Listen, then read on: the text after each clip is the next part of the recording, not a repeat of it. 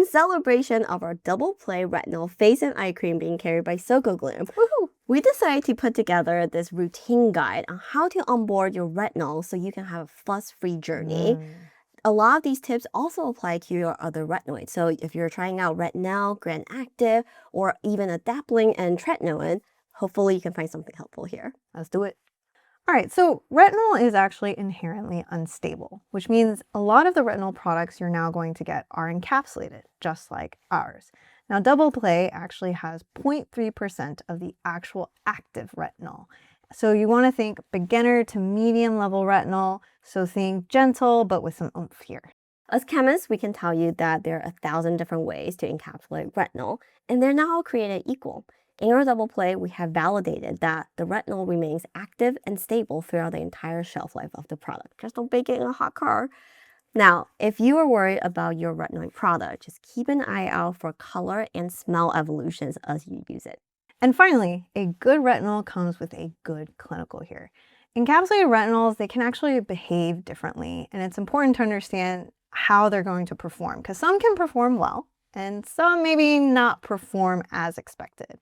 And you can actually use our double play clinical as an example here. We actually tested this formula on 35 subjects between the ages of 33 to 64, and we actually tested it for 12 weeks.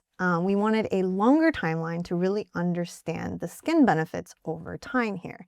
But the cool thing was in this clinical, we actually found results at 6 weeks for dark circles, crow's feet, and skin brightening, and then continued to see results at the 12-week mark.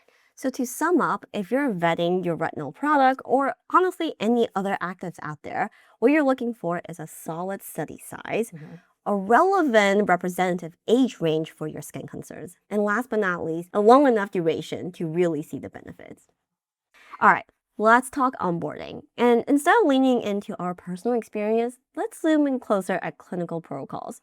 Now, we can tell you typically, because you already made a big investment of running clinical tests, you want to see results fast. So you send your participants home with your retinol and say, jump right in, use every night. But that might not be the most representative way of doing it. So that's not our approach here. So we consciously decided that we were going to include an onboarding period into our clinical. So that means that we were going to have 2 weeks of onboarding where we had our subjects use it just once every other night, and then 10 weeks of actually using it every night. And thankfully, even though we were very nervous, this actually still resulted in some really awesome results. But it's also great to know that we didn't have to subject our participants to potential retinization, as well as paint a much more realistic picture of how double play will perform. So this whole story is to tell you guys that you can use our protocol as a way to onboard your retinoids, and that's simply by using it just 2 to 3 times a week for 2 weeks, and then check in with skin. If it's a green light, skin looks pretty happy, everything's normal, then you're allowed to start upping the frequency to just once every night. This is a slow and steady thing. Don't try to shotgun this. All right, so applying retinol is actually important as well. This is not going to be your sunscreen where you're going to apply 2 to 3 fingers worth here. You just need a thin layer.